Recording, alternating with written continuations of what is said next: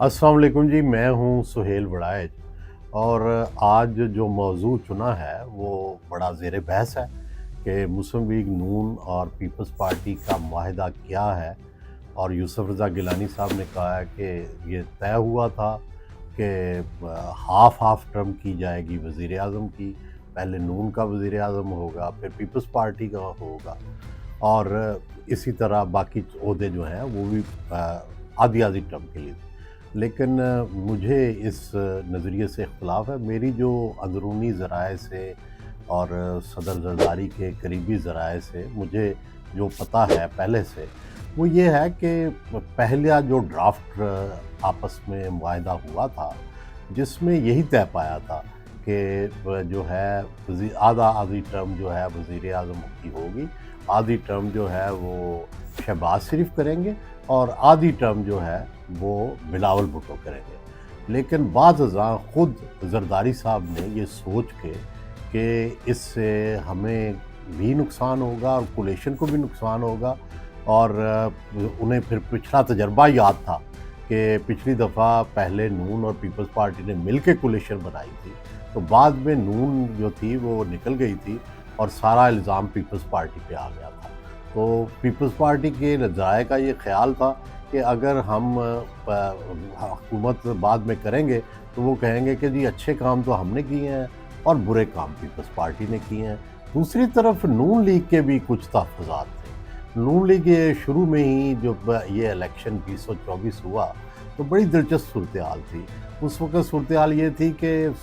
शायद सिंध में भी पीपल्स पार्टी को हुकूमत नहीं मिलेगी और मरकज़ में भी पीपल्स पार्टी के साथ मिलकर हुकूमत नहीं बनाई जाएगी। और वजह ये कही जाती थी कि जी नून की और पीपल्स पार्टी की जो इकनॉमिक पॉलिसीज़ हैं, उनमें बड़ी वाज़ेह फ़र्क है। वो फ़र्क ये है कि पीपल्स पार्टी जो है वो प्राइवेटाइज़ेशन को उस तरह से नहीं चाहती जिस तरह से नून चाहती है। नून चाहती है कि टोटली प्राइवेटाइज़ कर दिए जाएँ और कमर्शियल तरीके से किए जाएँ, जबकि पीपल्स पार्टी चाहती है इसमें वर्करों का हिस्सा भी हो, इसकी कोई फलाही जो है वो भी एंगल हो और बेरोज़गारी भी ना हो। तो ये एक बर्डन समझा जा रहा था। और दूसरी तरफ पहले ये भी तहफ़्फ़ुज़ात थे कि सिंध में जो सेटअप है चेंज होगा, लेकिन फिर ज़रदारी साहब ने ऐसे स्ट्रोक खेले। सबसे पहले तो उन्होंने शहबाज शरीफ को ये पेशकश की ओपनली कि आप वज़ीर आज़म होंगे। सबसे पहले ज़रदारी साहब थे जिन्होंने ये कहना शुरू किया कि हमारे अगले वज़ीर आज़म जो है शहबाज शरीफ होंगे,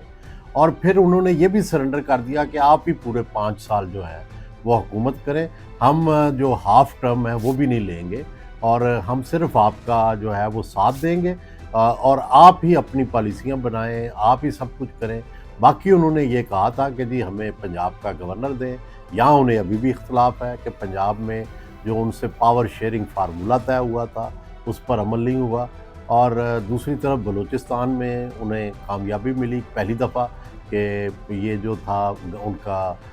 वज़ीर आला बन गया और बलूचिस्तान का सूबा भी उनके सुपुर्द हो गया। आजकल सुना है कुछ खटपट है, लेकिन ये ठीक कर लेंगे। मेरा ये ख़्याल है कि वहाँ ज़रदारी साहब के पास जो है वहाँ पे क्लाउड मौजूद है, और दूसरा कोई और बड़ी सियासी जमात भी नहीं है नून के अलावा जो बलूचिस्तान के मामलात को हैंडल कर सके। और इसी तरह एक ये जो तासुर दिया जा रहा है कि भाई चूँकि नून लीग की अब अक्सरियत हो गई है तो पीपल्स पार्टी को नज़रअंदाज भी कर दिया जाए तो कोई बात नहीं है, लेजिस्लेशन हो जाएगी। लेकिन ये ख्याल रखना चाहिए कि नून लीग की सारी कंसंट्रेशन सिर्फ़ और सिर्फ सूबा पंजाब में है, और अगर सिर्फ पंजाब ने ही सारी लेजिस्लेशन करनी शुरू कर दी और बलूचिस्तान, सिंध और केपी आउट हो गए तो इससे क्या तासुर बनेगा। इसलिए मेरा ख़्याल है कि राना सनाउल्लाह, शहबाज शरीफ और जो पॉलिटिकल एलिमेंट्स हैं विद इन द नून, वो समझते हैं कि ये सिस्टम अगर चलना है तो नून और पीपल्स पार्टी ने मिल के चलाना है। जिस दिन पीपल्स पार्टी और नून की राहें जुदा हो गई, इस सिस्टम का जो खात्मा है वो भी नज़र आना शुरू हो जाएगा और ये फिर सिस्टम चल नहीं सकेगा। अब देखना ये है कि पीपल्स पार्टी फ्यूचर के बारे में क्या सोच रही है और नून फ्यूचर के बारे में क्या सोच रही है। देखिए, बज़ाहिर तो ये लगता है कि जो नून के अंदर अगली वज़ीर आज़म की उम्मीदवार है वो मरीम नवाज़ शरीफ ने होना था, لیکن یہ جنگ کے بعد کی جو صورتحال ہے اس میں ایسے لگتا ہے کہ شہباز شریف نے اپنی پوزیشن کو اسٹرینتھن کیا ہے، نہ صرف مقتدرہ کے ساتھ بلکہ انٹرنیشنلی بھی انہوں نے جو ہے وہ اپنی پوزیشن مضبوط کی ہے۔ اور جس طرح سے یہ لگتا تھا کہ وہ ان کی کوئی حیثیت نہیں ہے اور ان کے پاس کوئی سپیس نہیں ہے، ان کو مقتدرہ نے بھی خود آگے کیا، اور وہ خود بھی آگے بڑھ کے انہوں نے اپنی صلاحیتیں جو ہیں وہ دکھائیں۔ اور ایسے لگتا ہے کہ شاید اس وقت جو موسٹ کمفرٹیبل ریلیشن شپ چل رہا ہے شہباز شریف کا اور جو مقتدرہ ہے، وہ ابھی اس میں کوئی دراڑ نہیں آئی۔ لیکن دوسری طرف سے ہم یہ دیکھ رہے ہیں کہ پنجاب میں جو ابھی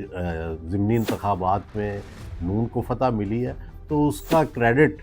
سارا پنجاب گورنمنٹ اور مریم صاحبہ کو دیا جا رہا ہے، اور واقعی شاید وہ اس میں ان کا رول بھی ہوگا۔ لیکن اگر ان دونوں کا تقابل کیا جائے کہ شہباز شریف اور مریم صاحبہ میں سے کریڈٹ کس کو ملنا چاہیے، تو ظاہر ہے دونوں دعوے دار ہوں گے۔ شہباز شریف صاحب بھی دعوے دار ہوں گے کہ یہ میں نے جو سٹیبل گورنمنٹ قائم کر رکھی ہے، میں نے مقتدرہ کے ساتھ سب کچھ بنا کے رکھی ہوئی ہے، ٹھیک ہے صوبے کا بھی بڑا رول ہے لیکن میجر رول تو میرا ہے، لیکن کریڈٹ سارا کا سارا جو ہے وہ آپ بیانات پڑھ لیں آج کے کل کے، وہ سارا مریم کو مل رہا ہے۔ تو اس کا مطلب یہ ہے کہ نون کا ایک حلقہ کلیئرلی یہ چاہتا ہے کہ مریم نواز شریف ہی آئندہ فیوچر کی لیڈر ہوں اگلی ٹرم کے لیے، جبکہ ایک حلقہ جو کہ جس میں کہ کئی وفاقی وزراء شامل ہے اور شاید مقتدرہ کا ایک حصہ شامل ہے، اور شاید پیپلز پارٹی بھی ان کے ساتھ کمفرٹیبل ہے، مریم صاحبہ کے ساتھ اتنی کمفرٹیبل نہیں ہے جتنی شہباز شریف کے ساتھ کمفرٹیبل ہے، تو وہ بھی یہ چاہے گی کہ شہباز شریف صاحب یہ کنٹینیو کریں۔ لیکن بہرحال یہ فیصلہ تو نواز شریف صاحب نے کرنا ہے کہ وہ کیا اسٹریٹجی اختیار کریں گے، اور اب تک ایسے ہی لگتا ہے کہ نواز شریف جیسے شہباز شریف کو کہتے ہیں اگر انہیں اعتراض بھی ہو تب بھی مان جاتے ہیں۔ اب دوسری طرف اگر پیپلز پارٹی کا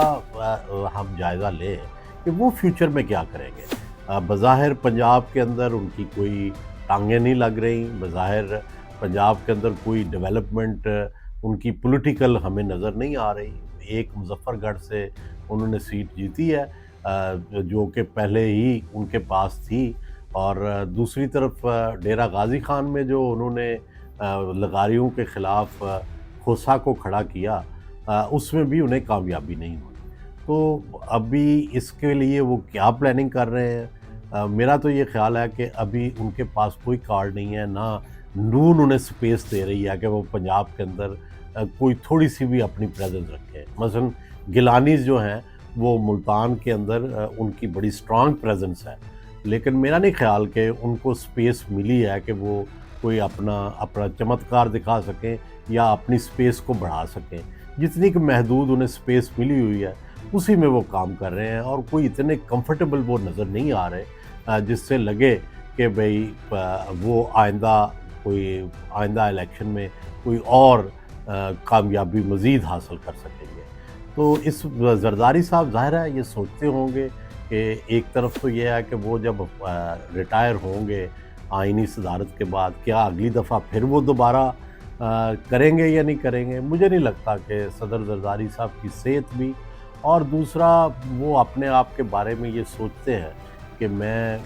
جو اقتدار سے جاؤں یا دنیا سے جاؤں تو لوگ مجھے یاد کریں، اور میرا کم از کم یہ کئی دفعہ وہ تقریروں میں بھی کہہ چکے ہیں کہ میں گڑی خدا بخش دفن ہونا چاہتا ہوں، اور کیونکہ میں تاریخ میں کوئی رول ادا کرنا چاہتا ہوں۔ تو اگر تو واقعی وہ یہ کرنا چاہتے ہیں تو شاید وہ پھر اقتدار جو ہے یا پارٹی کی جو لیڈرشپ ہے وہ بلاول کے حوالے کریں گے، اور آج تک کی جو صورتحال ہے اس میں یہ لگتا ہے کہ بلاول کو لوگ پسند تو کرتے ہیں،